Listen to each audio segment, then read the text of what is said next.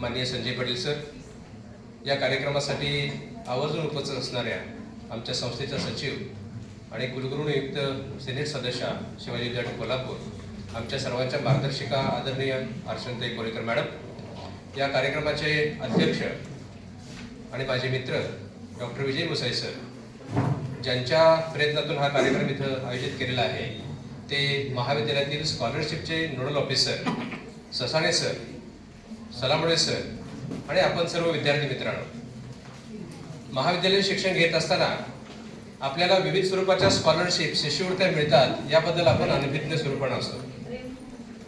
परंतु यावर्षी आम्हाला अतिशय चांगला योगायोग जुळून आलेला आहे.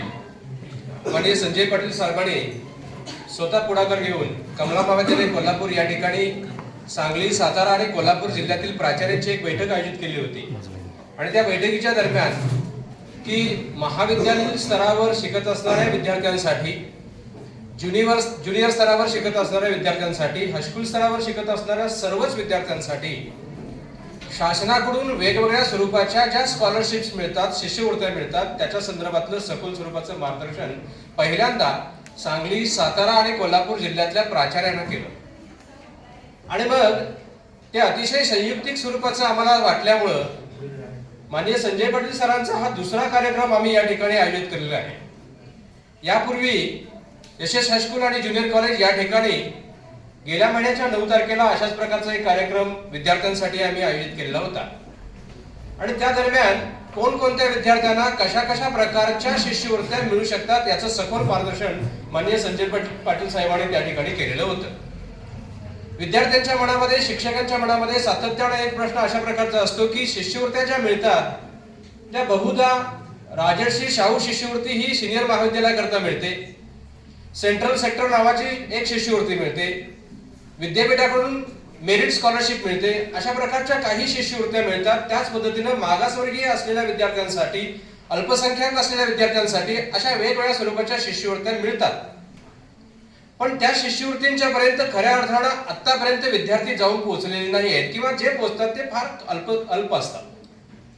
आम्ही सातत्याने विद्यार्थ्यांना तशा प्रकारचं आवाहन केलेलं आहे. आताही तशा प्रकारच्या 1-2 नोटिसा आम्ही काढलेल्या आहेत की अमुक स्वरूपाच्या शिष्यवृत्ती फॉर्म भरण्याच्या तारखा अशा प्रकारच्या आहेत.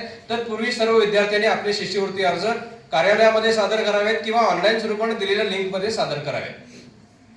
पण नेमक्या स्वरूपाने असं काय घडतं आम्हालाही आजपर्यंत कळत नाही, लक्षात येत नाही की विद्यार्थी या शासनानं दिलेल्या सगळ्या सवलती घेण्यासाठी मोठ्या प्रमाणात पुढे काय येत नाहीत.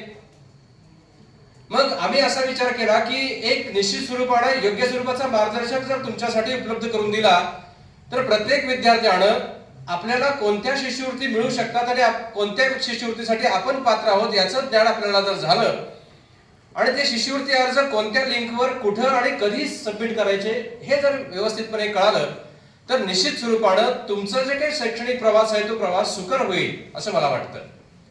ज्युनियर स्तरावर नॉन ग्रँटच्या काही तुकड्या आहेत. आमच्या सिनियर स्तरावर सायन्स पूर्ण नॉन ग्रँटेबल आहे. या नॉन ग्रँट स्वरूपाच्या फीज आहेत, त्या फीज विद्यार्थ्यांना, पालकांना देणं थोडंसं त्रासदायक ठरतं. आम्हाला असं वाटतं की या शिष्यवृत्तीच्या माध्यमातून जर आपल्याला या शिष्यवृत्ती प्राप्त झाल्या तर त्या फीज, ते शैक्षणिक शुल्क निश्चित स्वरूपानं देणं हे पालकांना आणि विद्यार्थ्यांना सुकर होईल, हिताचं होईल असंही वाटतं. त्याचबरोबरीनं ग्रँटेबलकडे शिकणाऱ्या सर्व विद्यार्थ्यांसाठी, म्हणजे तो कुठल्या जातीचा आहे, कुठल्या प्रवर्गाचा आहे याचा विचार न होता सर्वच विद्यार्थ्यांसाठी जर अशा प्रकारच्या स्कॉलरशिप मिळत असतील तर त्याचा लाभ सर्व जास्तीत जास्त विद्यार्थ्यांनी घेणं संयुक्तिक ठरेल असं मला वाटतं. आणि माननीय संजय पाटील साहेबांनी आम्हाला ग्वाही दिलेली आहे की तुमच्याकडे असणारे जेवढे विद्यार्थी आहेत तेवढे विद्यार्थी माझ्याकडे द्या. त्या प्रत्येक विद्यार्थ्याला शिष्यवृत्ती, कोणत्या प्रकारची शिष्यवृत्ती मिळवून देण्याचं मी ग्वाही देतो असं त्यांनी मागच्याच कार्यक्रमामध्ये आम्हाला वचन दिलेलं आहे, अभिवचन दिलेलं आहे. मग त्या प्रकारे आम्ही आपल्याला आवाहन केलेलं आहे आणि त्या आव्हानाला भरभरून प्रतिसाद आपण दिलेला आहे असं दिसतं. हॉलच्या संख्येच्या मानानं आपण इतकंच अकोमोडेट करू शकतो म्हणून इतके विद्यार्थी आपल्यासमोर आज उपस्थित आहेत पाटील सर. पण आमच्याकडे 650 विद्यार्थी आहेत सिनियर महाविद्यालयाचे, ज्युनियर महाविद्यालयाचे 801 विद्यार्थी आहेत. अशा पद्धतीनं जे विद्यार्थी वेळेत पुढे येतील आणि लाभ घ्यायला आमच्यापर्यंत पोहोचतील त्या प्रत्येक विद्यार्थ्याला त्याचा काहीतरी फायदा करून देण्याचं आम्ही योजलेलं आहे, ठरवलेलं आहे. त्यामुळे आपला जास्त वेळ न घेता माननीय पाटील साहेब त्या संदर्भात विस्तृत विवेचन करणार आहे. माझं जे असेल ते जनरल स्वरूपाचं माझं भाषण असेल, त्यामुळं नेमक्या स्वरूपाचं आणि योग्य स्वरूपाचं विस्तृत विवेचन पाटील सर करणार आहेत. त्यामुळे संयोजकांचा मी आभार मानून इथं थांबतो. धन्यवाद.